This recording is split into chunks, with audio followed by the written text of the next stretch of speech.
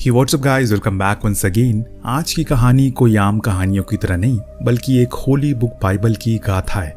ये कहानी है एक शख्स और उसके परिवार की, जिसके हौसले और संघर्षों की ताकत को देखकर समुद्र की लहरें भी अपना रुख मोड़ देने पर मजबूर हो गई। जब संसार को बनाया जा रहा था तो ईश्वर ने दो लोगों को भेजा जिनके नाम थे एडम और ईव, जिनके 3 बेटे हुए, केन, एबल और सेंट। लेकिन एक दिन कुछ बहस के चलते केन ने अपने भाई एबल को मार दिया। ऐसा कहा जाता है वो ब्रह्मांड का सबसे पहला खून था। इस चीज को करने के बाद केन वेस्ट की तरफ भाग गया, जहां उसका मिलाव हुआ द वेचर से। और ये वो फरिश्ते थे जिन्हें स्वर्ग से ईश्वर ने निकाल कर फेंक दिया था, क्योंकि उनमें गुमान आ गया कि वो सबसे बड़े हैं। लेकिन जब केन और उन दोनों का मिलन हुआ तो उन्होंने अपना साम्राज्य को बढ़ाना शुरू कर दिया, जिसके चलते दुनिया में ईर्ष्या और छिछलापन बढ़ गया। लोग अपनों में ही लड़ाइयाँ करने लग गए। सबको ऐसा लगने लगा कि वो ही देवता है। तो वहीं दूसरी तरफ हमें ये दिखाया जाता है कि अब एडम उनकी 7 पीढ़ियां गुजर चुकी हैं। अभी आपके सामने एडम की 7वीं पीढ़ी है। एक शख्स है जिसका नाम है लेविक, जो अपने छोटे बेटे नोआ को अपने खानदान के किस्से सुना रहा है और उन्हें बता रहा है कि उसे सिर्फ एक ही सर के सामने सर झुकाना है, वो है ईश्वर, क्योंकि उससे ज्यादा ताकतवर इस दुनिया में कोई नहीं है।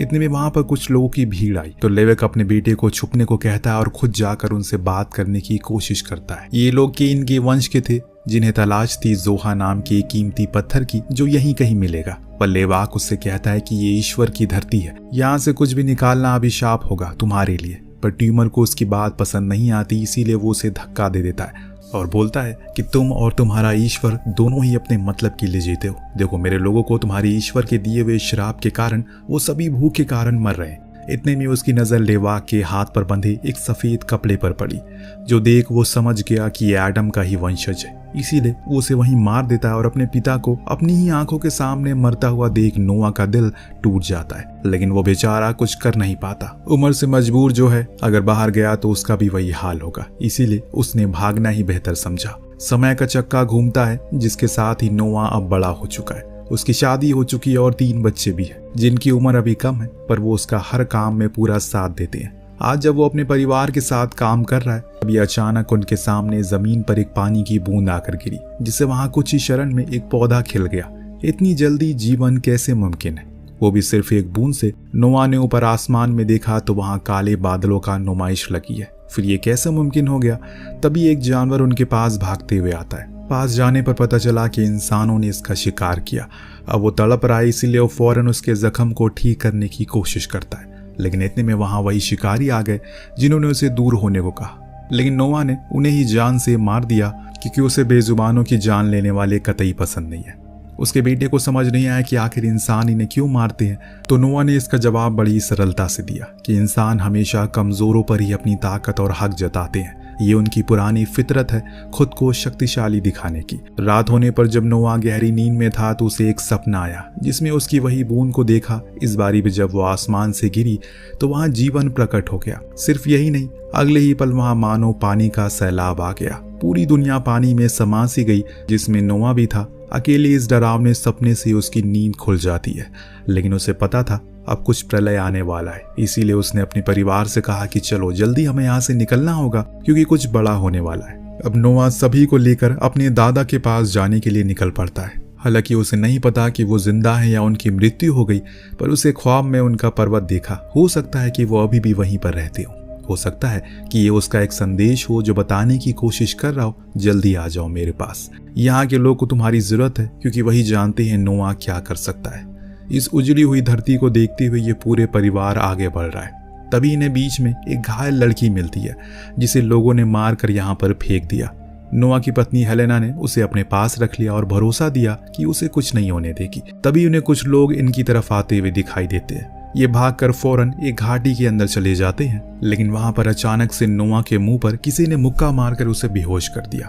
अब जब उसकी आंख खुली तो उसके चारों ओर ढेर सारे वॉचर्स खड़े थे। ये आपको पता ही है, पहले वो कैसे ये आज आप देख लो। ये पत्थर के क्यों है, ये आपको कुछ ही देर में पता चल जाएगा। फिलहाल अब ये सभी कहते हैं कि हमें इस आदमी और उसके परिवार को मार देना चाहिए, क्योंकि इंसानों ने हमें बहुत तकलीफ दी है। लेकिन एक वॉचर अपने साथियों से कहता है इसके साथ बच्चे और बीवी भी है, इसीलिए बेहतर है कि इसके हाल पर इसे छोड़ दो।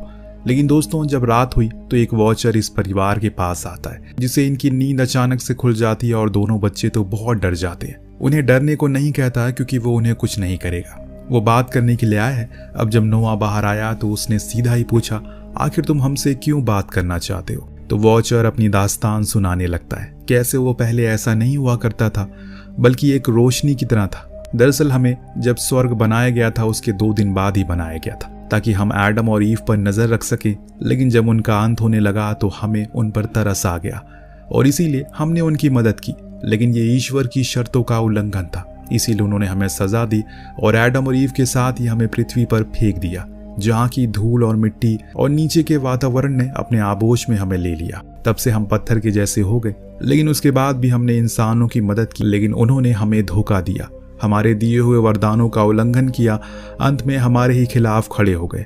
ये बात एडम के बेटे केन की हो रही है। उसने अपने लालच और वॉचर की मदद से एक साम्राज्य तो खड़ा कर लिया, लेकिन जितने भी लोग उसके अधीन थे सब के सब उसके जैसे हो गए और जब इन पर हमला करने लगे, लेकिन एक इंसान था जो इनके साथ था और उसने ही उनकी मदद की और वो था नोआ के दादाजी। इसीलिए मैं तुम्हारी मदद करूंगा क्योंकि तुम्हारे अंदर मुझे एडम की झलक दिखाई देती है, वो एडम जिसके लिए हम सभी अपने घर को छोड़कर यहाँ पर आ गए, क्योंकि हमें यकीन था कि वो इस संसार को बदल देंगे, पर उनकी औलादों ने सब कुछ खत्म कर दिया। कुछ घंटे बाद ये लोग उस पर्वत के पास पहुंच गए जहाँ नोआ को यकीन है उसके दादाजी होंगे। अब ये लोग उसके ऊपर चढ़ना शुरू करते हैं और जैसा उसने सोचा था वैसे ही होता है। वहाँ उसके दादाजी थे जो नोआ को देख बहुत खुश होते हैं। तो नोआ अपनी परेशानियां उनसे साझा करता और बताता है कैसे उसने अपने सपने में देखा कि जल्दी एक प्रलय आने वाला है जिसमें पूरी दुनिया समा जाएगी, लेकिन इसे बचा कैसे जाए मैंने नहीं देखा। तो दादाजी ने उसे ईडन गार्डन की एक बीज दी। ईडन गार्डन दुनिया का पहला जंगल था जहाँ पर जीव जंतु थे। वहीं पर एडम और ईव को पहला एप्पल मिला था जिसे उन्होंने खा लिया था। दादाजी का कहना है कि उसे ईश्वर ने चुना था तो जरूर वो कोई रास्ता भी दिखाएंगे। अब उस बीज को लेकर वो नीचे आ गया और वहीं अपने तंबू के पास गाड़ दिया। कुछ देर बाद उसने बाहर से कुछ सुना। दरअसल जो वॉचर थे उनके साथ आए थे, उसे उनके लोग लेकर जा रहे क्योंकि उन्हें गद्दारी की थी इंसानों से बात करके, पर नोआ बाहर उसे ऐसा करने से रोकता है तो वो उसे मारने के लिए आगे बढ़ते हैं। तभी वहां उस बंजर टापू जहां पर हर चीज पत्थर की रेत की थी वहीं पानी के फव्वारे आने लगते हैं, जिसमें से देखते ही देखते पेड़ और बहुत सारी चीजें आ जाती है। ये सब उसी ईडन गार्डन के बीच से हुआ था जिसमें से अब देखते ही देखते पेड़ निकलने लगते हैं। वो जगह एक छोटे से जंगल में प्रतीत हो गई थी, जो देख नोआ ने कहा कि ये ईश्वर का संदेश है। हम इन्हीं पेड़ों की लकड़ियों से नौका बनाएंगे जिससे कि उस जल प्रलय को पार कर सके। ये देख वहां खड़े वॉचर भी समझ गए ये इंसानों की तरह नहीं है, इससे सोच औरों से अलग है, इसीलिए वो सभी उनकी मदद करने को तैयार हो जाते हैं। समय के साथ अब चीजें बदलना शुरू हो गई है। मौसम बदले, महीने बदले, साल बदले। नोआ के बच्चे भी अब बड़े हो चुके हैं, लेकिन नोआ ने तो मन में ठाना है कि वो नहीं बदला।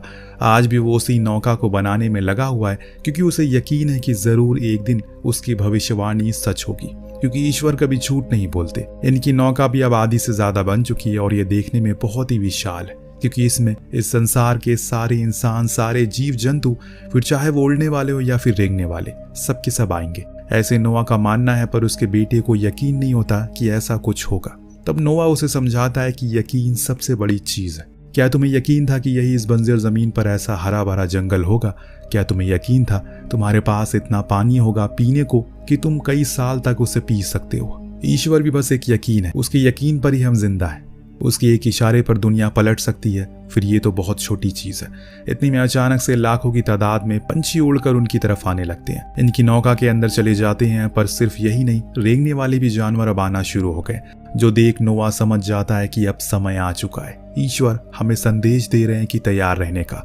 उसके बेटे को भी अपने बाप पर खुद से ज्यादा यकीन हो गया, क्योंकि चीजें मुमकिन हो रही है। जो भी कुछ हो रही है उसके पिता ने उसे मुमकिन बनाया है। एक दिन जब ये लोग काम कर रहे होते हैं तो वहां ट्यूमर अपने लोगों के साथ आता है, वही शख्स जिसने नोआ की आंखों के सामने उसके पिता को मारा था, क्योंकि वो सेंट का वंशज है, यानी कि एडम का तीसरा बेटा, और ट्यूमर केन के वंशज है जिसने अपने भाई को मार डाला था, और दोनों का खून एक ही है, लेकिन अंतर बहुत ही ज्यादा है। ट्यूमर ने कहा कि उसे अभी तक किसी पर यकीन नहीं था, यहाँ तक कि ईश्वर भी, क्योंकि उनके श्राप के कारण मेरे बहुत सारे लोग मारे गए। उसका पूरा मन था कि वो इस जगह को भी अपने कब्जे में ले ले, लेकिन नोआ उसे जाने को कहता है क्योंकि ये जगह उसकी है। पर ट्यूमर जिद्दी था, उसका कहना है कि वो सिर्फ नाटक कर रहा है, जैसा कुछ भी वो सोच रहा है वैसा कुछ भी होने वाला नहीं, और हाँ, अगर कुछ भी हुआ तो वो उसके साथ उसकी नौका में चलेगा, परंतु नोवा इनकार कर देता है। उसकी जाति के लोगों के लिए उसके पास कोई जगह नहीं है, क्योंकि वो इंसान के नाम पर सिर्फ कलंक। लेकिन ट्यूमर वापस लौटने का जिक्र करता है और ये भी कहता है कि वो जल्द ही और ज्यादा सेना लेकर आएगा। इसीलिए उसने वापस जाते ही हथियार बनाना शुरू कर दिए, लेकिन उसके लोगों के पास खाना नहीं है, जिसके कारण वो मर रहे हैं। उन्हें भोजन चाहिए, ना कि जंग। इधर नोवा का बेटा उसे नाराज होकर चला जाता है, क्योंकि वो उसके लिए उसकी मनपसंद पत्तियां नहीं लेकर आए। दरअसल नोवा चाहता है कि जितनी जल्दी हो जाए उन्हें ये नौका बनकर तैयार हो जाए, क्योंकि उनके पास समय बहुत कम है। और यही बात अपनी पत्नी से भी कही, पर उसकी पत्नी एक अलग कश्मकश में खोई है। दरअसल इनके पास कोई भी लड़की नहीं है जिसे कि अपने बेटों से शादी करा सके और इस वंश को आगे बढ़ा सके। अब आप सोच रहे होंगे कि जो इन्हें घायल लड़की मिली वो कहाँ गई। उसे वो ईला कहकर पुकारते हैं ये लोग, जो कि सैम से प्यार करती है, पर वो कभी मां नहीं बन सकती अपने इस पुराने जख्म के कारण।